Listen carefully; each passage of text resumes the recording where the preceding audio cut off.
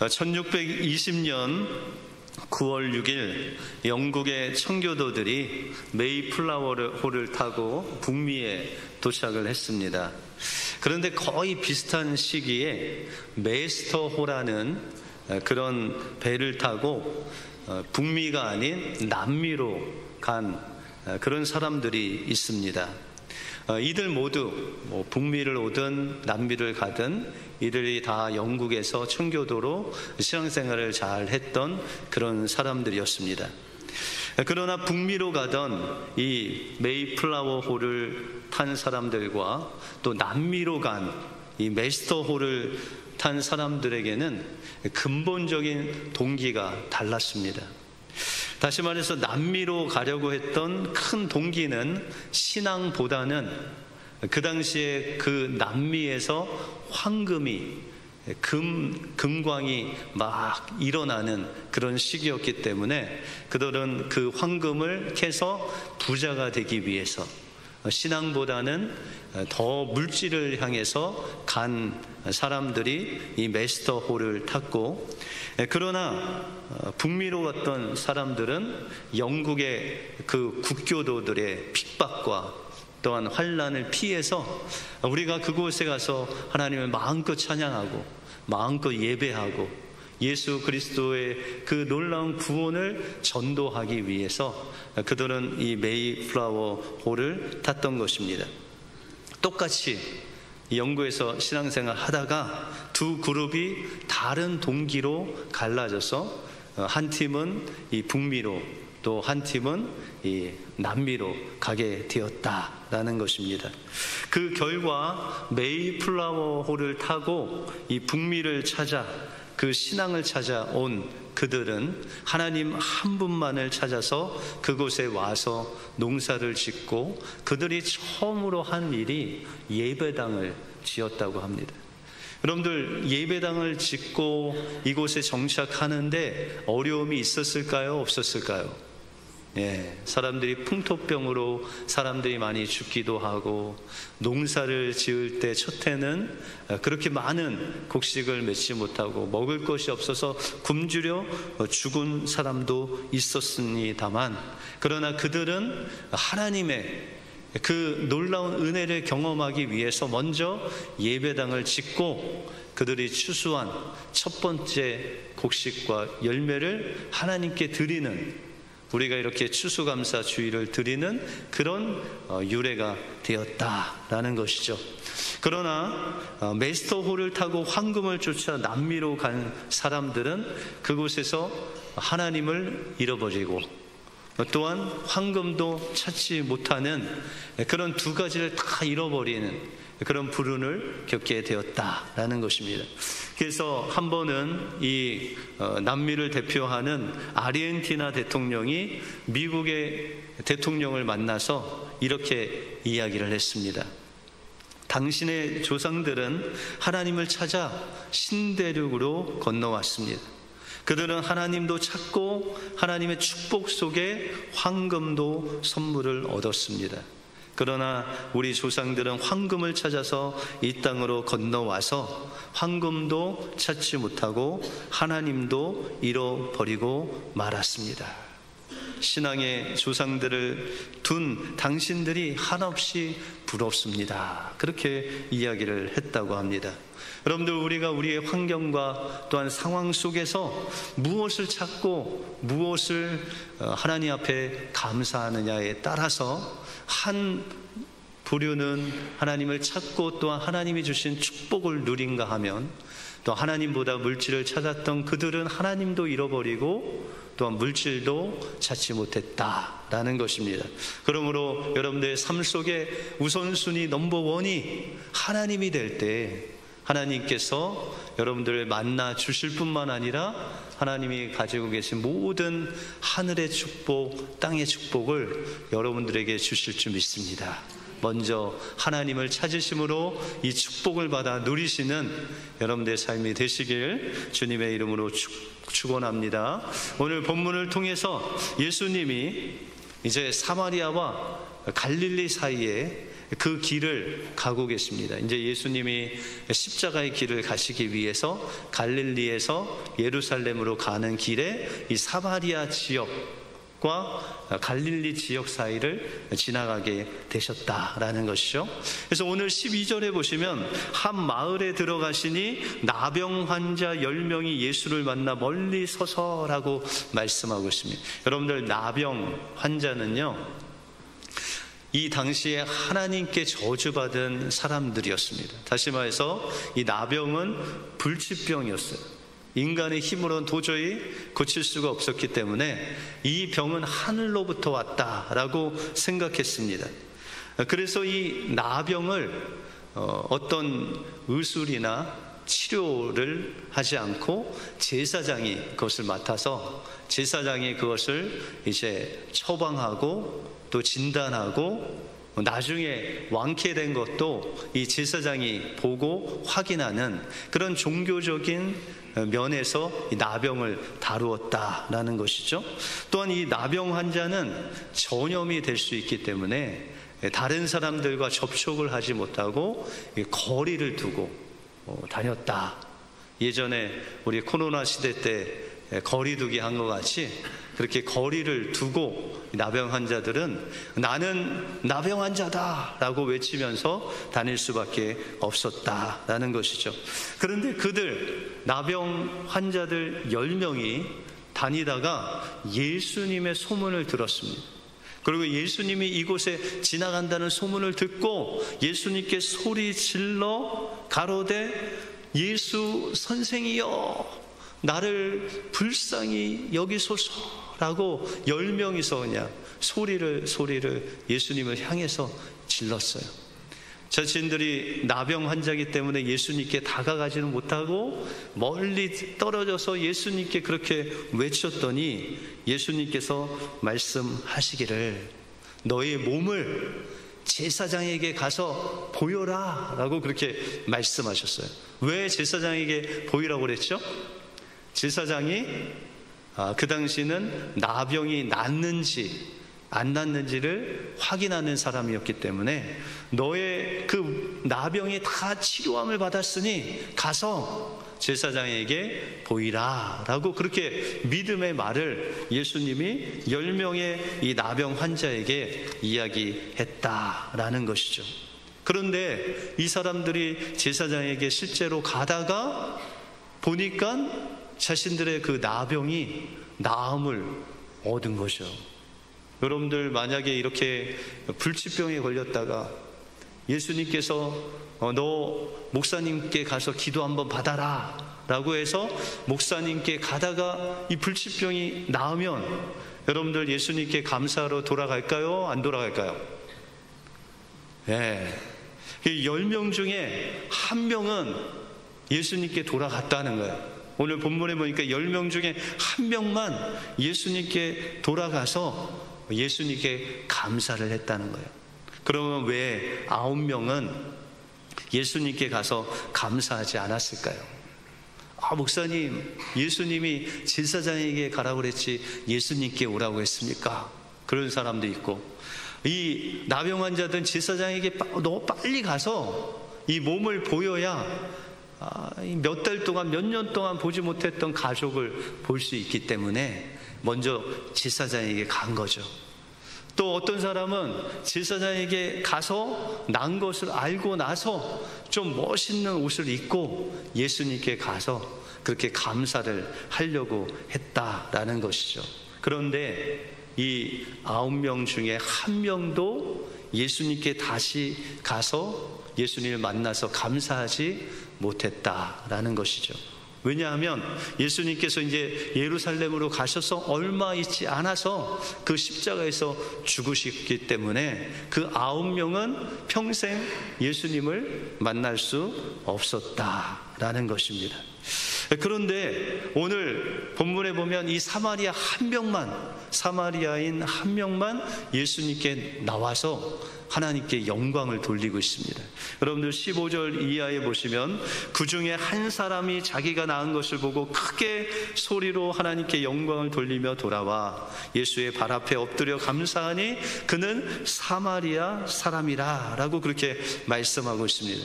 여러분들 감사라는 단어는 야다라는 단어로서 고백하다, 선포하다라는 그런 의미가 있습니다. 그런데 이 한 명 사마리아 사람이 하나님 앞에 선포하고 고백했다는 거예요. 무엇을 선포했을까요?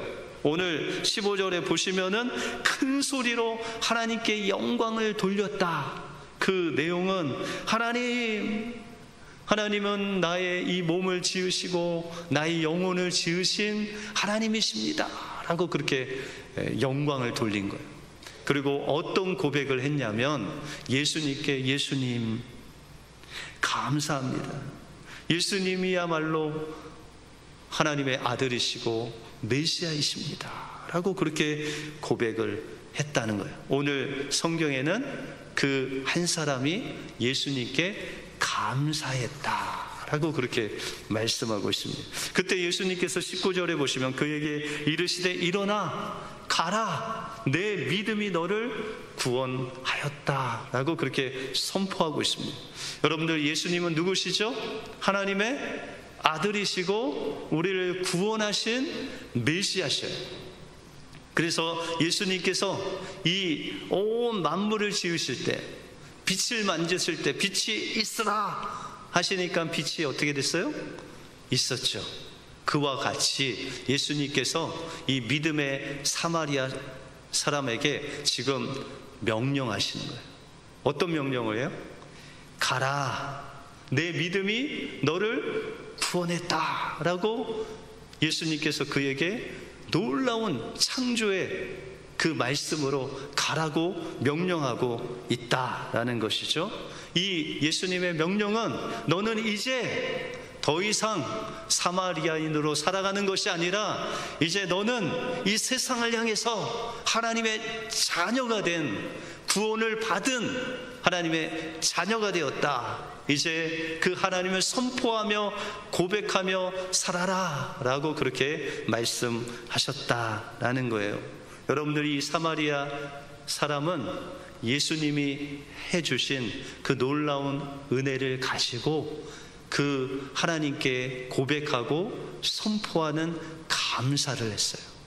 여러분들, 이렇게 감사를 하니까 하나님께서 그에게 무엇을 주셨어요?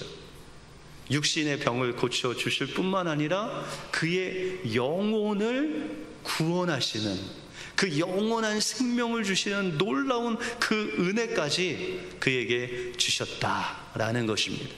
매튜 헨리, 주석을 쓴 매튜 헨리는 감사에 대해서 이런 이야기를 했습니다.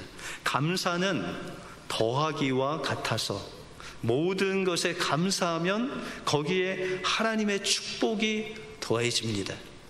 그러나 불평하면 있는 것까지도 빼앗깁니다 라고 그렇게 말씀했습니다. 여러분들 삶 속에서 여러분들의 삶에 하나님 앞에 감사하면 어떻게 한다고요? 하나님은 그 감사에 더하기를 하셔서 감사의 또 다른 감사거리를 주신다라는 것입니다. 이것이 플러스 감사의 축복이다라는 것입니다.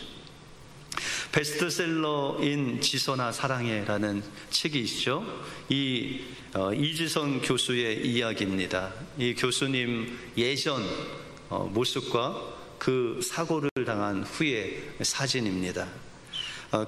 이 교수는 대학교 4학년 2000년 7월에 오빠하고 이제 자동차를 타고 귀가하는 중에 이 술 취한 음주운전을 하는 사람이 교통사고를 내서 7중 추돌 사건이 일어났습니다.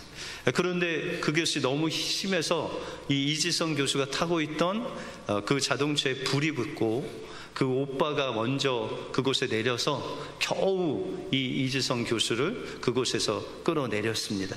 그런데 그 온몸에 3도 이상의 중화상을 입고 이제 여러 번 수술을 하게 되었다라는 것이죠. 한 7개월 동안 입원하는 가운데 30번이 넘는 수술을 해야 되었다라는 것이죠. 그 당시에 이지성 교수가 그의 마음을 표현하기를, 내가 사는 게 더 힘들다, 죽는 게 나을 것 같다라는 그런 고백을 했습니다. 눈이 이제 불에 타서 눈이 감기지가 않는 거예요. 그래서 여러분들 눈을 뜨고 한 1분 정도 있으실 수 있으세요? 네. 저도 예전에 해본 것 같은데 1분 힘들더라고요. 그런데 이 이지성 교수는 이 뜬 눈으로 24시간 눈을 뜨고 있어야 됐습니다. 그리고 고개를 흔들 수도 없고 눈을 깜빡일 수도 없고, 그래서 팔이라도 그 얼굴에 붙으면은 그것을 쫓아낼 수 있는 힘이 없었다. 그런데 그런 상황 속에서 병원에서 의사를 통해서 이 엄지손가락 2개 빼고 이 8개 손가락의 한 마디씩을 다 잘라내야 된다는 그런 천정병력과 같은 이야기를 듣습니다. 그런데 이 이지성 교수는 어머니에게 어떻게 이야기하냐면, 엄마, 더 많이 자르지 않아서 감사하지 라고 하면서 감사를 시작했다라는 것입니다. 그것은 이제 그녀가 살기 위해서 첫걸음으로 내가 하나님 앞에 감사하며 살겠다라는 마음의 다짐을 한 후에, 그래도 이 손가락을 더 자르지 않고 한마디씩만 자른 거에 대해서 하나님께 감사하기 시작했다라는 것입니다. 그 이후부터 이 그녀는 매일 한 가지씩 감사하기 시작했습니다. 그래서 어느 날 그가 이 환자복을 입을 때 단추를 자기 힘으로 단추를 채웠어요. 그리고 하나님 앞에 감사했어요. 하나님, 이 단추 하나를 내 힘으로 채우게 해주시면 감사합니다. 또 어느 날은 이렇게 다니는데 늘 누가 문을 열어주어야 됐어요. 근데 어느 날은 그 물고리를 잡고 문을 여니까 이 문이 열리는 거예요. 그래서 하나님 앞에 감사했어요. 하나님, 오늘 이 문고리를 잡고 제가 스스로 문을 열게 해주신 것 감사합니다. 처음에는 감사의 제목이 많이 나오지 않았는데 하다 보니까는 어떨 때는 감사의 제목을 찾을 길이 없는 거예요. 그런데 곰곰이 생각해 보니까 내가 지금 숨 쉬고 있는 거, 이것도 하나님께서 주신 감사의 제목이다 라고 생각해서, 하나님, 숨쉬게 해주심을 감사합니다. 그렇게 감사의 제목이 없을 때는 일상 속에 있는 감사를 시작하게 되었습니다. 그래서 자기 엄마가 있음에 감사하고 아빠가 있음에 감사하고, 그렇게 감사하다 보니까는 많이 치유가 되어서 이 동부에 있는 콜롬비아 대학에 사회복지학과 석사학위를 하고, 또 보스턴에 있는 보스턴 대학의 사회학과 박사학위를 해서 이제 한국에 있는 한동대에 있다가 지금은 이화여자대학교 이대의 교수로 들어가게 되었습니다. 그래서 어떤 기자가 그 교수에게 한번 인터뷰를 했습니다. 만약에 할 수만 있으면 당신은 사고 전의 모습으로 돌아가고 싶으시진 않습니까? 그렇게 물었더니 이 교수가 대답하기를, 아니요, 저는 결코 이전으로 돌아가고 싶지 않습니다. 지금 이대로 충분히 저는 행복합니다 라고 그렇게 고백했다고 합니다. 여러분들, 이 교수님이 어떻게 이렇게 행복할 수 있었을까요?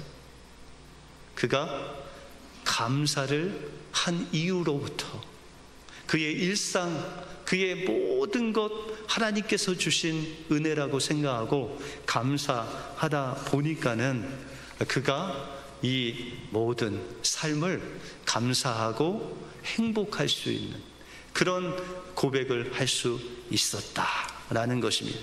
매튜 헨리의 말과 같이 감사는 더하기와 같아서 모든 것에 감사하면 하나님께서 거기에 큰 축복으로 더해 주시는 플러스 감사의 축복을 주신다라는 것입니다. 그러므로 여러분들, 감사는요, 중요한 것이 뭐냐? 하나님께서 주신 것도 감사하지만 누구를 감사해야 돼요? 그거를 주시는 하나님을 감사하면 하나님에게 있는 그 모든 것이 누구께 돼요? 네, 여러분들께 되는 그 플러스 축복을 주신다라는 것입니다. 여러분들 한 해 동안 수고하셨습니다. 옆 사람들과 한번 인사 다시 합시다. 한 해 동안 수고하셨습니다. 예. 우리 교회 학교 아이들은 뭘 수고했을까? 예? 예배 드리라고 수고했죠? 예. 성경 말씀 암송하느라고 수고했고, 그죠? 예. 우리 어르신들은 너무 수고가 많으셨죠. 여러분들 수고로 인해서 우리 은혜교회 친교가 있었지 않습니까? 그리고 우리 어르신들은 평생 이제까지 해왔던 설거지를 1년 안에 다 하셨잖아요. 그죠? 예. 여러분들 너무나도 수고하셨습니다. 여러분들의 수고를 통해서 우리 은혜교회가 여기까지 왔다라는 것입니다. 이제 이 하나님께서 주신 그 은혜를 하나님 앞에 돌려드리면 하나님께서 그 은혜뿐만 아니라 사마리아 사람들의 이 영혼을 구원하신 것 같이 하나님께서 여러분들이 감사하는 그 일상의 감사 하나하나를 통해서 그것보다 더 놀라운 그 감사의 제목을 주실 줄 믿습니다. 여러분들 매일 한 가지 감사하기 바랍니다. 약속하십니다. 하루에 하나 내가 감사한다. 그리고 여러분들 주변에 있는 사람들을 하나님께서 붙여주신 것에 감사하며 나갈 때 이 플러스의 감사를 더하셔서 이제 하나님의 그 놀라운 영적인 축복도 더해 주실 줄 믿습니다. 이 은혜가 여러분들 삶 속에 임하시길 주님의 이름으로 축원드립니다. 기도하겠습니다.